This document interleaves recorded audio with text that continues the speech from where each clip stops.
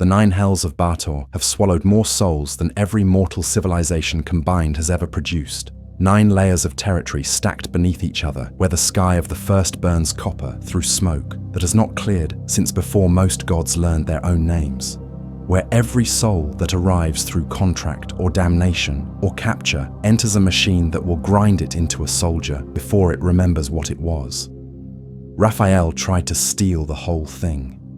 If you played Baldur's Gate 3, you met him in a mansion floating above the scorched plains of Avernus, the cambion who offered to fix your parasite over wine in exchange for a crown that would have given him control of every devil in existence, the kind of ambition that only makes sense once you understand the machine he was reaching for.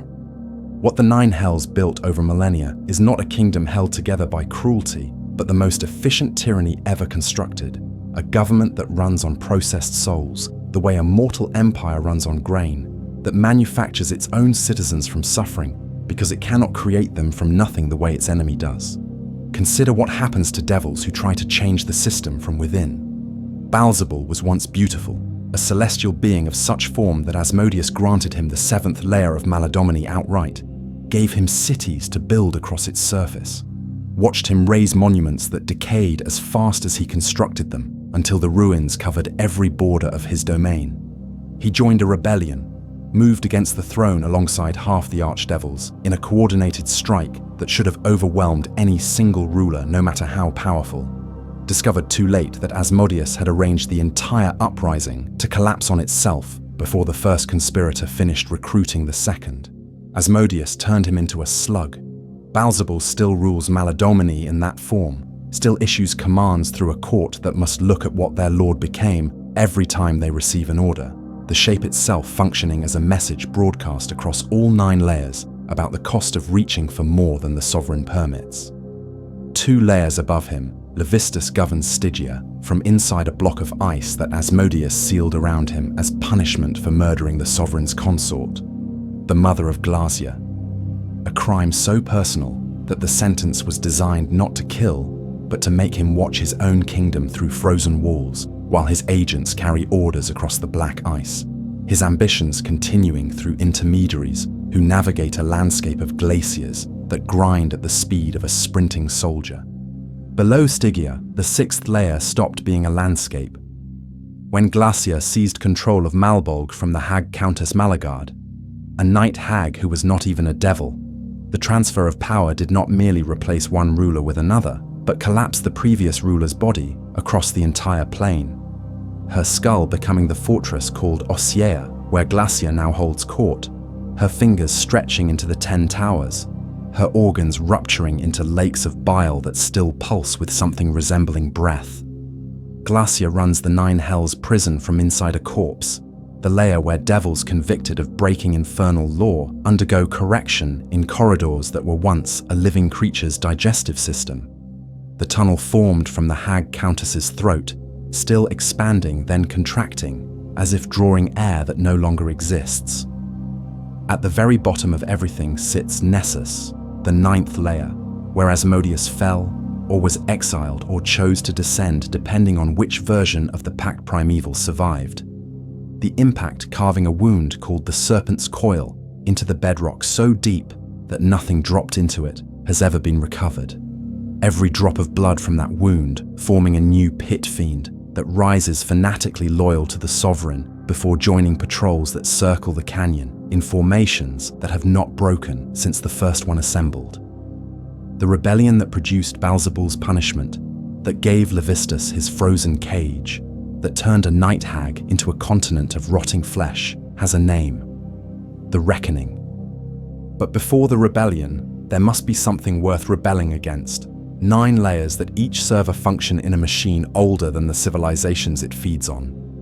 Avernus holds the front line, the first layer where the sky burns copper through permanent smoke, where war machines drag columns of lemures in chains across scorched plains toward a border that demons cross from the abyss in numbers that never diminish, no matter how many of them die. Zariel commands Avernus now, a fallen solar who abandoned Mount Celestia to fight the blood war herself, because she believed the Celestials would never commit fully, who led mortal soldiers into the wasteland beside her, then watched most of them perish, then kept fighting without anyone left to lead. The Iron City of Dis occupies the entire second layer. So vast its walls touch every border of the plane, ruled by Dispater from somewhere inside those walls. One of the 3 original devils who first inhabited Baator alongside Asmodeus. A creature so consumed by surveillance that every conversation within his domain reaches him eventually through networks of informants folded into reports, folded into further reports, until the bureaucracy itself becomes the intelligence apparatus. Minoros sinks beneath Dis, the 3rd layer collapsing into its own bog under the weight of everything built on top of it. Mammon counting souls from treasuries that have to be rebuilt every few centuries because the ground beneath them dissolves without warning. Phlegethos burns beneath Minauros with rivers of molten rock that move through the air as if gravity chose a different direction, ruled jointly by Belial with his daughter Fierna in the only co-rulership the hierarchy has ever tolerated, a father watching his daughter learn to operate the arrangement he designed for her. Cania below Maladomini freezes harder than Stygia, glaciers crushing fortresses that took centuries to construct. The domain of Mephistopheles, who arrived with Asmodeus at the beginning as one of the original 3, who runs arcane research from laboratories carved into ice walls that will destroy them if the temperature shifts. His son Raphael inherited the ambition without the patience. 9 layers, each with a lord bound to its territory.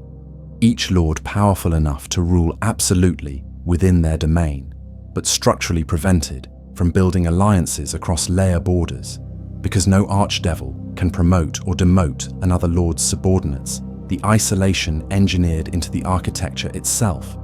Every layer, a kingdom that cannot merge with the kingdom beside it. This design exists because the machine requires fuel that it cannot generate on its own. The abyss generates demons endlessly from raw chaos, infinite layers spawning infinite hordes without requiring a single mortal death to fuel the process, which means every demon that pours across the front lines of Avernus represents a resource the 9 hells cannot match through any method except acquisition. Every devil that patrols the scorched plains, or argues law in Dis, or guards the frozen reaches of Stygia, was manufactured from a mortal soul that arrived through one of 3 doors. The first opens through contract, a deal signed in desperation or ambition or grief that forfeits the soul upon death, binding it with legal force that not even the gods who shape the signing mortal can override, because Asmodeus himself underwrites every infernal agreement, regardless of which lesser devil brokered it. The second opens through damnation, lawful evil mortals whose souls travel to the Fugue Plane after death, where they wait for whatever god claimed them, except that devils are permitted to approach them there, to argue that becoming a lemure with a chance for promotion outweighs whatever uncertain fate their deity has planned. The third opens through capture, souls seized during the blood war from planes that border the conflict, dragged to Avernus in chains alongside whatever demons they were standing near when the front line shifted over them.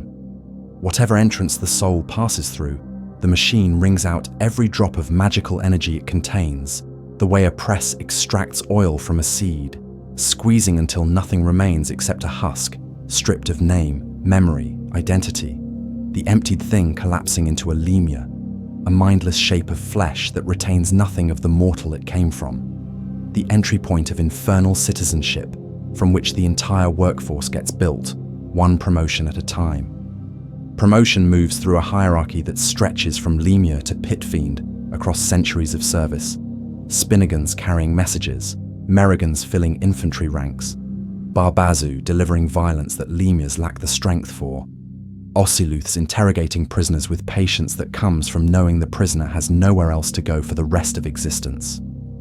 Erinyes occupy a separate category entirely because they were never lemures at all, fallen angels who entered the 9 hells already formed, tasked with hunting souls across mortal worlds they can enter on their own authority without permission from any archdevil, the only devils in the hierarchy who walk the material plane by choice rather than by summons. Pit fiends stand at the ceiling of what merit can reach, the rank beyond which advancement requires something no amount of battlefield distinction can earn, because only Asmodeus possesses the authority to elevate a pit fiend further. Demotion erases everything, a devil reduced to lemure losing all memory of its prior existence, every relationship, every skill, every scheme it spent centuries constructing, gone the moment the transformation completes, while the step below lemure strips away even more, producing a nuprobo so mindless that other devils spend it as raw material in combat without hesitation. Some superiors inflict this on their own servants not as punishment, but as a method of harvesting the magical energy that the collapse releases, consuming their own workforce the way the system consumes mortal souls, the efficiency of the hierarchy eating itself from within whenever a commander needs resources faster than the pipeline provides. No lord can interfere with another's sworn subordinates, which means archdevils cannot steal each other's generals, cannot poach talent across layer borders, while Asmodeus operates outside this restriction entirely, because every devil swears fealty to him at the moment of creation, making him the only being capable of reshaping any devil in any layer into whatever form serves the government best. Every contract ever signed carries his authority, whether he knows the agreement exists or not. The Pact Primeval, the ancient arrangement between Asmodeus with the lawful gods of the cosmos, granting devils the legal right to corrupt mortal souls in exchange for maintaining the war against the abyss, a broken contract forfeiting the soul automatically, no trial extended, no appeal permitted, the terms enforced by the architecture of the plane itself. The entire system concentrates power at the bottom of Nessus in a single pair of hands that bled pit fiends into existence from a wound that has not closed since the fall. Half the archdevils decided this was unacceptable. The reckoning split the Nine Hells in half, thousands of years before the events of Baldur's Gate 3. Archdevils who had spent eons competing for Asmodeus's favor, deciding simultaneously that the throne itself was the prize worth taking. Armies mobilizing across every layer. Alliances forming between lords who had never cooperated on anything before that moment. It was already over. Asmodeus had positioned every faction so precisely that they destroyed each other while he observed from Nessus, the conspirators discovering too late that every alliance they built included at least one lord who was reporting the plans directly to the sovereign. Every army they assembled facing a counterforce that appeared exactly where it needed to be, exactly when it needed to arrive. The entire rebellion collapsing inward like Minoros sinking into its own foundation. Baldur received his slug form for organizing the coalition. The punishment chosen not for severity, but for visibility. Every archdevil forced to witness what their most ambitious colleague became. Moloch lost Malbolger entirely, exiled from Baator into the plains. Geryon lost Stygia to Levistus. Mammon groveled on Minaros, pressing his face into the bog that was consuming his own kingdom while begging for terms. The aftermath produced something the Nine Hells had never needed before.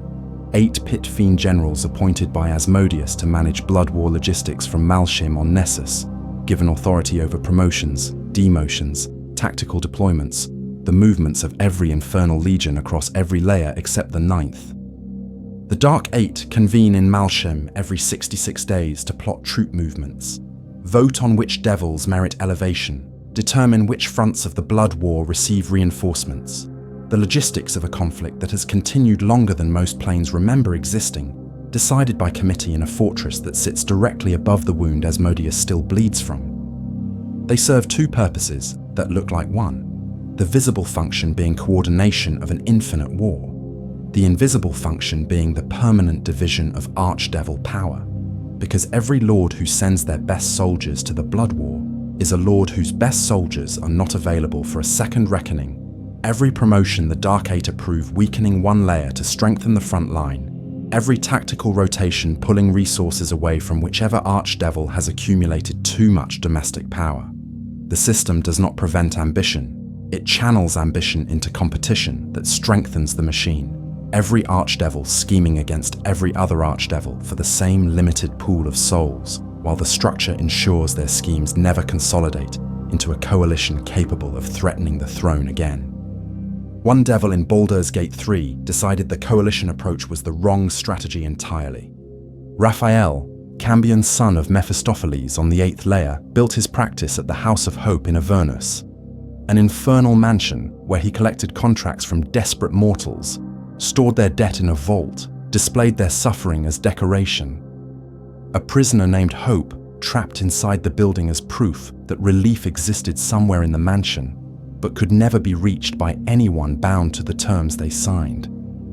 He wanted the crown of Karsus, the artifact discovered beneath Moonrise Towers during the events of Baldur's Gate 3, a relic capable of severing the connection between a god's power source so completely that whoever wielded it could cut every archdevil's authority at the root, bypassing the promotion system that only Asmodeus controlled, accomplishing through a single object what the Reckoning failed to achieve through armies, what Mephistopheles had spent eternity attempting through politics, what the entire hierarchy was designed to make impossible.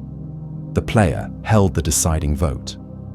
Helping Raphael meant watching him besiege Zariel's fortress on Avernus, launching a hostile takeover of the entire government from the first layer downward, restructuring the machine that you spent this video learning to understand. Killing him meant watching Mephistopheles consume his own son's soul in Cania, the Lord of the Eighth eating the cambion who reached for what his father never could, the hierarchy destroying another devil that exceeded its rank. Mole's contract sat in Raphael's vault beside the others, the soul of a child signed away to a devil who collected mortal desperation the way Mammon collected currency in the sinking treasuries of Minaros. Will's pact bound him to Mizora, an agent of Zariel on the first layer who held a mortal soul in exchange for the power he needed to protect people he cared about, the terms structured so that saving the ones he loved required surrendering the part of himself that made the saving matter. Soul coins circulated through Avernus as currency, each one containing a trapped soul that could be spent to fuel infernal war machines, or buy passage through military checkpoints or power the mechanism welded into Karlach's chest, where her heart should have been. The Nine Hells turning a person into a battery, installing that battery inside another person who could feel it burning, then offering to remove it at a price that would cost her the freedom she fought the blood war to escape. Helsik watched from the Devil's Fee in the lower city of Baldur's Gate, pacted to Mammon on the 3rd layer, the latchkeeper who sold passage to Avernus through a portal ritual requiring a coin of Mammon, a mortal shopkeeper who had turned transit between planes into a retail transaction. Every infernal contract the player encountered running through this machine, each one a thread connected to a layer, connected to an archdevil, connected to a promotion system that needed the soul at the other end to keep the hierarchy staffed. The Reckoning proved the system could not be broken by force from within. Raphael proved it could not be bypassed by a single artifact from without. Every method of seizing control that any devil has attempted in the history of Baator has produced the same result. The ambitious devil consumed. The energy from its destruction fed back into the machine, the hierarchy continuing as if the attempt never occurred.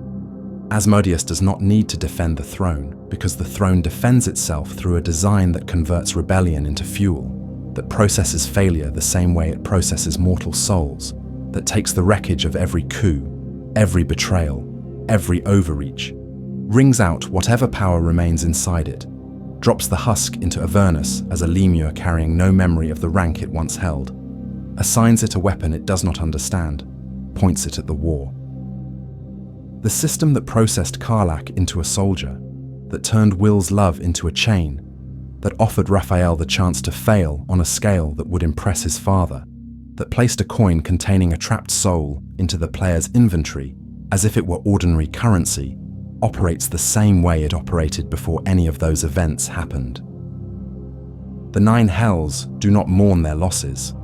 A pit fiend who served for 10,000 years before its demotion becomes a lemure indistinguishable from the mortal who died yesterday, both standing in the same formation on Avernus, both carrying weapons they cannot name, both serving a war whose purpose neither of them will ever be permitted to understand. The pipeline never pauses. Souls arriving through the Fugue Plane where devils in formal vestments approach the newly dead with contracts that smell like ash, presenting terms in a voice that has delivered this offer more times than the mortal being addressed has drawn breath. The deal sounding like a second chance because every infernal contract is designed to sound exactly like whatever the signing soul needs. Most at the moment, it needs it most. Somewhere in Dis, a clerk files the paperwork. Somewhere in Minoros, the payment registers in a ledger that Mammon checks personally, despite ruling an entire layer. Because the Lord of Avernus has never trusted any subordinate with a task that involves counting. On Nessus, the serpent's coil bleeds another pit fiend into existence, the creature pulling itself from the wound already armored, already loyal, already moving toward the patrols that have circled the canyon since the first drop of blood struck the bedrock. Asmodeus watching from Malshim the way he has watched every pit fiend emerge since the fall, the way he watched the reckoning consume itself, the way he watched Raphael reach for a crown that was never going to fit a cambion's hands, the sovereign registering each event with the same attention he gives to the deployment rosters the Dark Eight present every 66 days. Somewhere above Nessus, on the frozen expanse of Stygia, a messenger crosses the black ice carrying instructions from a lord who has not moved in millennia. Somewhere above that, in the sinking treasuries of Minoros, a ledger entry records a soul that arrived through contract 6 hours ago, already processed, already stripped, already marching. On Avernus, a lemure stumbles into formation, carrying a weapon it cannot name. Pointed at a war it will fight for longer than the civilization that produced it will be remembered. The smoke overhead burning copper through a sky that has looked exactly this way since before the first mortal signed the first contract in a language it did not fully understand. The machine runs.